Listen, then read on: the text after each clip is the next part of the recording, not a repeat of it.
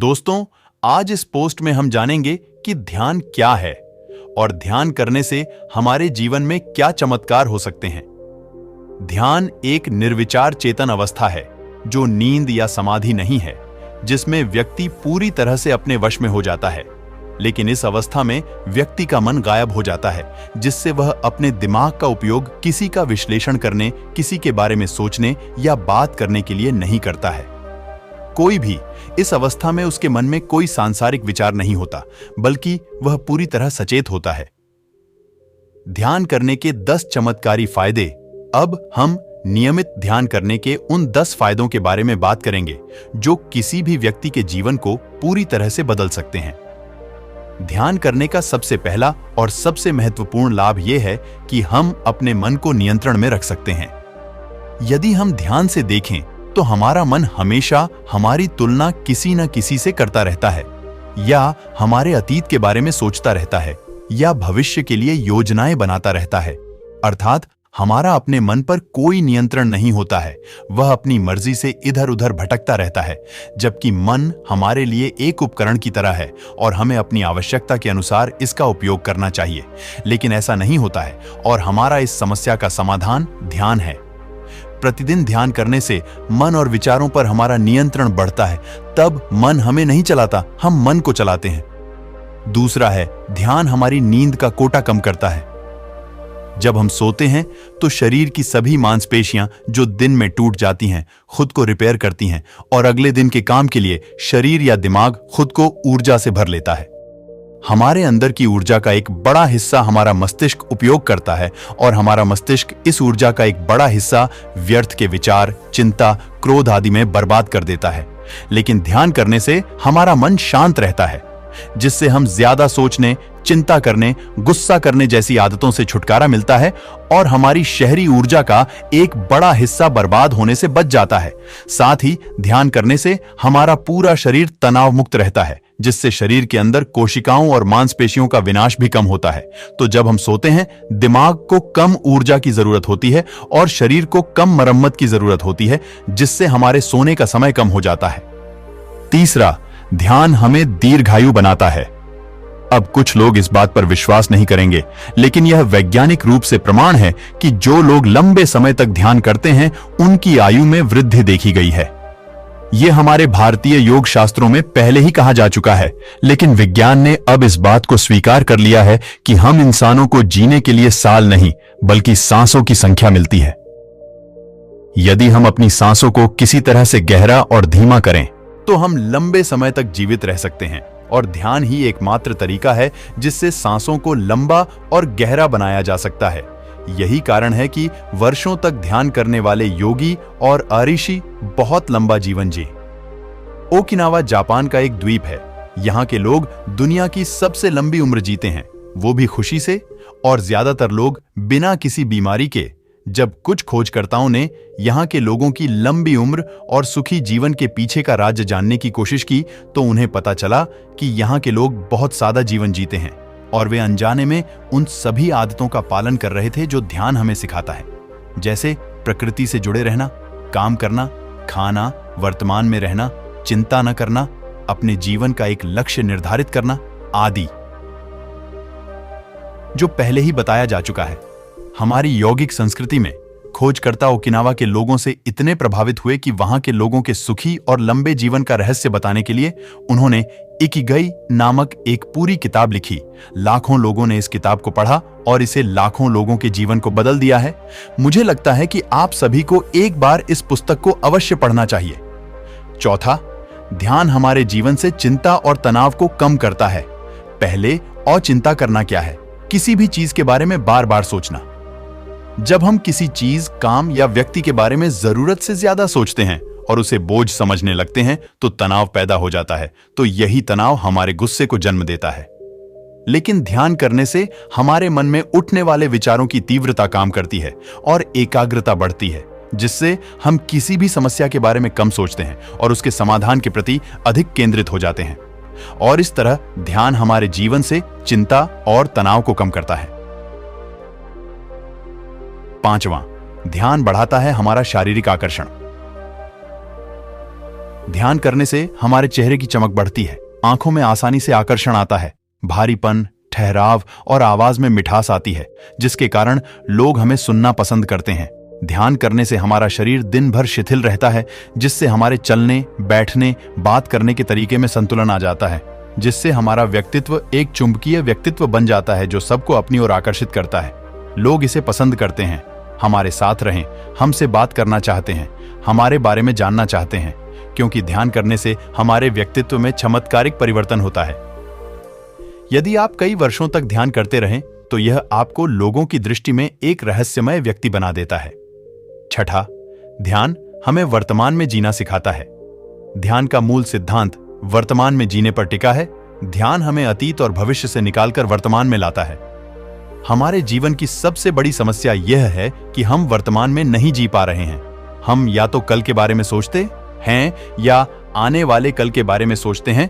अगर हम केवल वर्तमान में जीना सीख जाएं, तो हमारी 85% समस्याएं हल हो जाएंगी, खुद ब खुद। क्योंकि तब हम जागरूक हो जाते हैं, चीजों और समस्याओं को वैसे ही देखते हैं जैसे वे वास्तव में हैं। हम उन्हें बढ़ा चढ़ाकर या कम करके नहीं आंकते हैं, वे जैसे हैं वैसे ही हैं। और यही सही तरीका है। समस्याओं को हल करने का सबसे पहले यह समझें कि क्या है संकट, और समस्याओं को इस तरह देखने की ऐसी दृष्टि केवल ध्यान से ही आ सकती है, क्योंकि ध्यान हमें वर्तमान को देखना सिखाता है। सातवां, ध्यान हम में करुणा और प्रेम पैदा करता है। हम लोगों को क्षमा करना सीखते हैं। सबसे पहले यह समझें कि क्षमा करने से सबसे अधिक लाभ हमें स्वयं होता है, क्योंकि यह हमारे अंदर के नफरत, क्रोध और ईर्ष्या को कम करता है।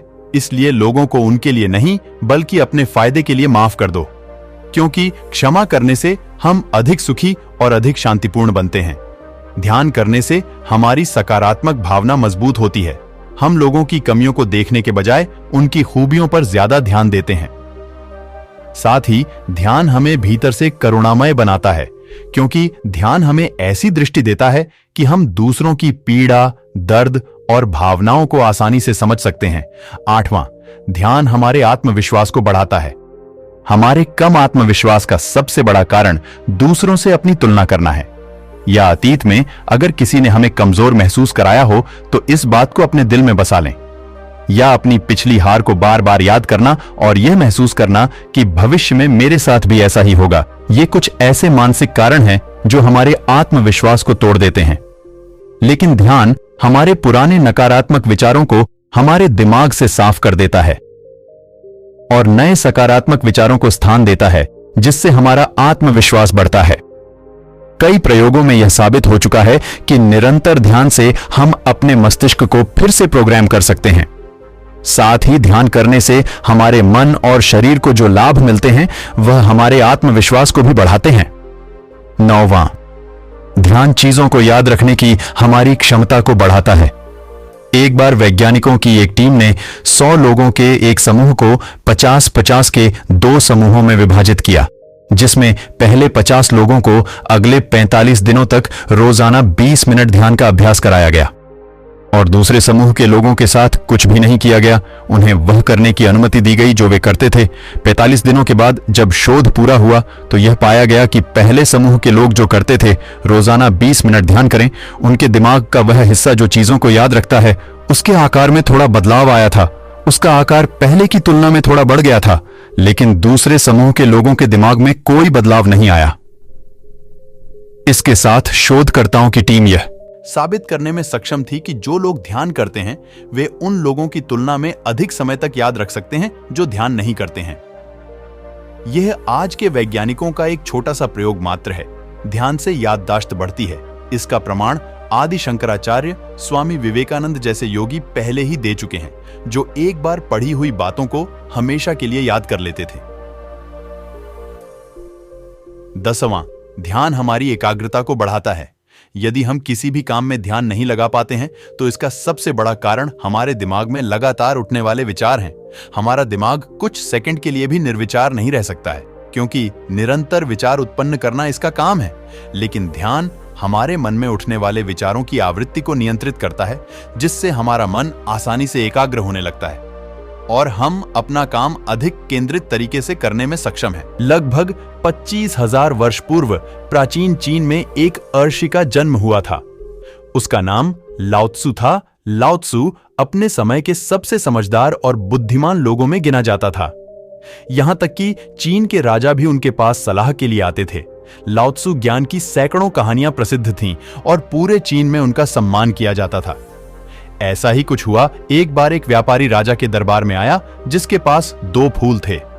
उसने राजा के सामने शर्त रखी कि यदि राजा पहचान ले कि कौन सा फूल असली है और कौन सा नकली, तो वह ये दोनों फूल राजा को भेंट कर देगा और साथ ही उसकी आधी संपत्ति राजकोष में जमा हो जाएगी। लेकिन यदि राजा ने नहीं पहचाना तो राजा को उतनी ही रकम व्यापारी को देनी होगी। राजा ने शर्त स्वीकार कर ली। अब राजा के सामने 2 फूल लाए गए जिनमें से एक असली था और दूसरा नकली। लेकिन दोनों में अंतर करना मुश्किल था क्योंकि वे दोनों बिल्कुल एक जैसे दिखते थे। जिस कारीगर ने उस नकली फूल को बनाया था वह इतना कुशल था कि उसने उस फूल की इतनी बारीकी से नकल की। दोनों में अंतर करना मुश्किल हो गया। अब राजा असमंजस में पड़ गया और जैसे ही राजा मुसीबत में पड़ा उसने लात्सु को याद किया। लात्सु को निमंत्रण भेजा। क्योंकि लात्सु की बुद्धिमत्ता के किस्से मशहूर थे तो व्यापारी भी थोड़ा घबरा गया। हालांकि वह लाओ त्सु से कभी नहीं मिले थे, लेकिन उनके बारे में बहुत कुछ सुना था। वह लाओ त्सु एक बहुत बुद्धिमान व्यक्ति है। दूत ने लाओ त्सु को संदेश दिया कि राजा दुविधा में फंस गए हैं। 2 फूलों की पहचान करनी है लेकिन राजा नहीं पहचान पा रहे हैं। लाओ त्सु राजा के दरबार में पहुंचा। लाओ त्सु ने उन दोनों फूलों को बहुत ध्यान से देखा और फर्क करने की कोशिश की, लेकिन लाओ त्सु भी भ्रमित हो गया। वह थोड़ा परेशान हो गया। वह भी भ्रमित हो गया इनमें से कौन सा फूल असली है और कौन सा नकली, क्योंकि दोनों फूल बिल्कुल एक जैसे दिखते थे। लाओ त्सु को भी उनमें अंतर करना बहुत मुश्किल हो रहा था। लाओ त्सु ने व्यापारी से कुछ समय मांगा और वह दरबार की खिड़की तक चला गया और उसने वह खिड़की खोल दी।